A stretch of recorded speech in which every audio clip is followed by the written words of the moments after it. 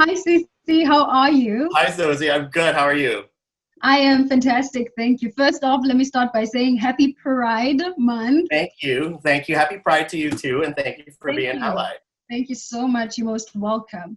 I'm so looking forward to this conversation, not only because it's Pride Month, but I just feel like it's conversations that we should be having every day, anyways, because, we're trying to find more ways of moving forward, more ways of being inclusive, and just finding representation in every space that we're in. And you know more about representation and inclusion more than a lot of people I Thank know. You're welcome. And I say this specifically with regards to the type of business that you're in with Slay Models. Do you want to tell us a little bit about that and what you do? Sure. So I am the creator and founder of Slay Model Management. It is the world's first trans-exclusive model agency, and I represent 24 diverse trans men and women, and we work within the territories of New York and LA, and sometimes in Asia as well. Mhm. I know we spoke earlier on, and you said something about you don't want this to just be something that's happening in small spaces. You want it to branch out and become so much more. And you even made a reference to the leadership that I spoke about Yes. during the universe. And you said you want to, put yourself in that space as well of broadening your leadership, not only here, but, to Africa, Europe, and to many other places. Why do you think it's so important to reach those spaces too? I think, fashion and beauty are so tied in, and what's necessary is leadership for that to happen. Um, Sometimes we have to look to the east into Asia when it comes, like for example, Thailand. It's very accepted. Transness is very accepted there and seen as beautiful. And so we got that, and it's starting to change. Things are starting to change here and in America. Yeah. But I also want to go and discover other areas in which beauty can start to be seen as different, and that trans women and men are beautiful, and they're not creatures of the night or anything to be afraid of, because again, they're somebody's daughter, somebody's son, and really the leadership aspect of that is that, which I mentioned to you earlier much, really quickly, is that after a while models are known to age out. Yeah. But and that's the thing, it's like when you're not giving a certain underprivileged part of the community the space to dream, Mm. like what happens to them? Yeah. Like with my older models, I'm trying to teach them the business, because well, I mean, I don't have any children. Like I don't know what's going to happen to me. I want them to understand Mm. that it's like there's more to learn, Which and that brings us to age. they too can be leaders. Mm, absolutely, I agree. It brings us to ageism, like you Yeah. said. Like, why should everything end because you've hit a certain age? I mean, we know so many people who've gone to do incredible things regardless of how old they are, and so. I love that you're pushing that aspect as well to say, why does age matter? Because we don't stop having a say. We don't stop representing a certain type of people just because we age out, which is a word that I hate so much, aging out. Like, why Yeah. is that even like a thing? So I absolutely get that. Where you're like, you know what, there's not enough representation. And we need spaces like this, for people to be able to identify as how they want to identify as. How difficult was it to start? Oh Because my God. it must have been mighty difficult. It it it was by no means easy. It's still not easy, especially with the pandemic right now. When I started, it went hand in hand because I was privileged enough and I was lucky enough to be able to work with Whoopi Goldberg and a production company, because I had a reality show called Strut. So when I opened the agency, it was madness, because it was like, oh my God, I have to find a roster. I have to find clients who will hire us. I had to lose weight because it was going to be on TV. And You it was see, a lot. that Yeah, also is that, crazy that yeah, you felt like that. because I felt like I wasn't enough. Mm. And And there were times, and I'm brave enough to say that now. In the final poster, I didn't even make it. You know what I mean? Because I'm Filipino. They didn't know what the hell to do with me. They didn't know what I was. And I'm getting a little emotional about that now because I'm only acknowledging that that happened now. That's very Because I've never been asked that. But I always try to come from a place of gratitude. You know what I mean? That it's like, wow, I have this opportunity. My girls are being seen. Never mind me. And I think one of the difficulties when you enter this world as a model agent, you have to be okay with being the person who is unseen and the one pushing for this community. I am happy with that.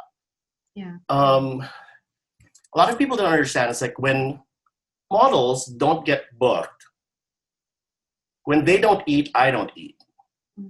So it wasn't easy. I moved to LA from San Francisco and I was staying on the floor of one of my models' places. Yeah. But what happens is everybody just started seeing us on the red carpet and all of that. And it's like, no, don't believe the hype. It didn't, it didn't start out that way, but it taught me so much. Yeah. That I have to be strong for my kids and they have to be strong for me. It's a partnership, It's a very beautiful way, the way that you put it. But you just spoke about feeling like you had to lose weight to fit a certain mold. And we're just speaking about your company, and it just brings me to standards of beauty, standards of fashion as well. Because there's fashion standards, there's beauty standards that seem to be acceptable in society. And you are defying those standards by being where you are and doing what you're doing. How important is it to have more than one, trans person in a fashion show? How important is it to have, more than one Black girl walking on the fashion runway? Why do we need that kind of representation and inclusion? Well, first, you need more than one. That's the quick answer. Because a lot of people feel, oh my God, I hired one trans person, or I hired one Black person. Or let me do a 2-for-1. Let me get a Black trans person. Yeah. It's like, no, that's not diversity. That's tokenism. Mm-hmm. Those are two very different things. And the only way you can really achieve true diversity is that every time I see you present a collection, I see these people and you come back to us. Yeah. And, even like companies for Pride, like during June, everyone has a rainbow flag with them. But the other 11 months of the year, where are you? where are your voices? Yeah, where are your voices? And that's why it's important to have allyship, right? And that's why I'm always very thankful to Miss Universe and to our other clients because they listen. Absolutely. And that's important because and then you're also educating the younger trans people to dream because it's like, oh, I can be part of this model agency. I can be Miss Universe. So it's aspirational. And there are a number of clients who come back to us all the time and who really listen to it. Like Ryan Murphy Productions is one. Absolute Vodka. It's great. They always come back and they always are like, we want to see your new faces. Josh Rosebrook. So it feels good to have allies. And that's the thing. Even within the LGBTQIA community, we need to be allies to one another. I agree. Don't you ever wish for a world where you don't have to have modeling agencies that are specific to trans men and women? Just have modeling agencies and have trans people be a part of them naturally. Don't you see that in the future? And that's one day we don't have to have the goal specific to them. Yeah, that's my dream. One day I hope I'm not needed. You know what I mean? I hope. Oh no, we do need you. I assure you, a bunch of ex-boyfriends disagree. But it's really that. It's important that it's like. It shouldn't have to be a thing. It shouldn't have to be, oh, we need a curve girl. And the stuff I heard when I first entered, it's really crazy what I hear, that it's like, oh, okay, she's not a size 2'4", and it's almost kind of like people are haggling a woman's size, and I'm complicit in that, and I'm not going to go and say I didn't participate in that, because when I opened Slay, I really came from a place of, I don't want to change the rules. I just want what's fair. I want to be able to play in the sandbox. But luckily now things are changing and people are listening. Like with the movement that's happening, I'm empowered to speak my truth now. Absolutely. Speaking of movements, Black Lives Matter. Yes. I feel like it's very important to speak about that, especially in this context, because we know that Pride started out as a protest. Yes, the Stonewall riots. Yes. Link between those two. It started out as a protest of people wanting to be heard, and so you can see the similarities in there of people crying for human rights. And I just want to make that link between Black Lives Matter, and I know earlier on I mentioned how we spoke about tokenism. And it took me back to after I won Miss Universe and Chaz had won Miss USA, and we had Miss Teen USA, yes. And we had Miss America. And people used to ask us all the time, how does that make you feel that you were a part of it? And I used to sit there and think, it makes me so happy because we're showing people that there can be more of us at the table. You don't have to have one or two, you can have four of us, you can have so many more of us. And Black Lives Matter is just, it's about that, it's about systemic, racism and having Black voices being heard, not only in the streets protesting, but in corporations where they want to work in business, in the beauty industry, and so many industries. And so that's why, I just wanted to bring it up right now to have a conversation. Like, what do you think about the movement? Where's your head at when you look at that and when you look at Pride and how it came to be what it is today? All right. And I'm going to be 100 when I answer this. Sure. None of this overly prepared stuff. I have 4 Black models and talents I represent. There's Aris Wanzer, who has booked every job on the planet, along with Dominique Silver, who is currently in a Netflix show, Next in Fashion, and she was in this P. Diddy music video and a bunch of other things. And then I have 2 new models. There's Malaysia Alexander, and then there's Naya Bonet. I just have to give them shout outs because I'm so proud of them. And I also have Lena Bradford and Dexter Flock. So what people don't understand is that these amazing talents have sustained me. And without them, there's no me, and without me, there's no them. And we know that we truly are a family. And it's important that people see how much my life was enriched by them. And I grew up with, my stepdad is Black.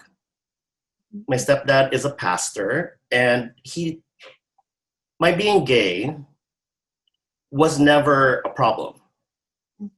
It never was a thing. So essentially from that, I was already taught that Black people are very loving. That was the messaging to me.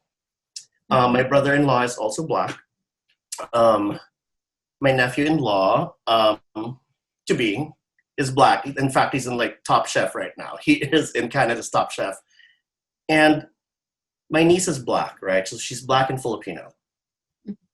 My sister passed away from cancer. And when I think about, thank you, when I think about my niece, who is 12 years old now, and for her to inherit this systemic racism over and above having to survive having no mother, that breaks my heart, in which I have to do what I can within my field to make sure that things are different by the time she grows up. And just because I was lucky enough that it's when my biological dad died, my stepfather told me, "Why are you sad? You have a spare dad." I will never forget that. And all my Black models and all of that, it's been such a great ride, so from how I see it, if people just open their eyes and allow themselves and their lives to be enriched by people who may not look like them, they'd be surprised with the love they'll get. Yeah, absolutely. But I just think it's also, it's so frustrating that we have to wake up every day to convince people and actually see you as human beings. And this is not only a Black thing, but obviously, also part of the LGBTQIA community. They also have to deal with that every day, fighting for people to see them as human beings, fighting to be acknowledged. And so, I think it's really sad that I have to wake up every day and be like, so, it's exhausting. I know I'm Black, but can you see me? Yeah, like see through this, because and see the spirit or how I was raised and what I stand for. The reason why this process is very, very important, it's the acknowledgement, at least, of the inherent crap that we've all dealt with. And that's what it is. That's why it's important, and that's why I always believed in what Michelle Obama said, that it's like when opportunities come, you bring other people through that door. You don't close that door. And that's exactly what it is. Even if I am a double minority, I'm a gay Filipino, I still acknowledge that I'm still in a better place because I don't have to deal with, think about it. You're Miss Universe and you still get that. And that's what I mean. Like with my models, I still hear that. And I'm like, what?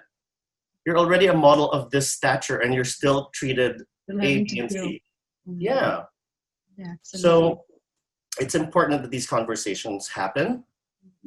It's important that we, who are non-Black, sit down and really have a conversations with ourselves where we are complicit and learn more. And I really think that's it. If you get over your pride and ask yourself, it's like, how can I be better? Yeah. It will not kill you, It's all about the acknowledgement of our privilege. Exactly. You have to acknowledge your privilege that you have first, and that's the only way you can truly have an honest conversation. But yeah, I felt like I should ask you about Black Lives Matter because I feel like it's such a huge connection to to Pride and what's happening. Because I remember on the first day of Pride, I put out a tweet and I said, as we fight for human rights, I really hope that we remember to fight for the human rights of the community as well. Yeah, because it forms a part of it, because they are fighting for their human rights as well, and so there is a connection there. And it's even bad if now you are Black and then you also form a part of that community. It's like like how do you win? Yeah, how do you win, right? And that's really it. It's important because even within the LGBT community, like there is a particular type that is deemed as attractive and what's not attractive. Yeah. And that's ridiculous. If you that has to stop, and again, because of diversity and representation, that will change in the future. And hopefully it's within my lifetime. Absolutely. How do you think we do that? How do we break the stereotypes? Do we break them by constantly showing up and being ourselves in these spaces and using our voices and our platforms? How do we eventually get to a place where we can shatter all this fashion and beauty? This is how I see it. I think the industry has a very big responsibility. Casting directors and producers should be aware that, one, we have spending money. We have power.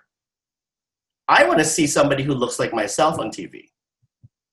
Oh, wait, I did. I have TV shows. But you know what I mean? They have to understand that. They have to understand that it's like, I want to see someone who looks like me. I want to see somebody who's Black. I want to see somebody who's Asian. Growing up, I saw no Asians on TV here. Nobody. Like, literally, it was Margaret Cho. And Connie Chung. And even with that, that comes with its own stereotypes. So that's how I see it. I think casting directors should be very aware, and they should have the gumption and the courage to tell clients, you know what? Let's put in a trans person. Why can't a black lead have a trans best friend?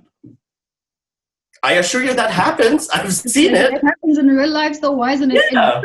It's so interesting you say this, because I was having a conversation with someone earlier on who said the same thing, who says, I'm wanting to live in a world where people of my community, that is the LGBTQIA plus community, Yeah. I want all of it. I want to mention everyone. Yeah. He says, I want to live in a world where we are represented truthfully for who we are, and where we are not stereotyped as one certain kind of person, because we are real people who have real jobs, who have real relationships, who are brothers, who are husbands, who are uncles, we're aunts, we're moms. We are all of these things, and we want to see ourselves as such when we switch on our TV. And so I absolutely agree with what you say. Casting directors and people need to take that in mind.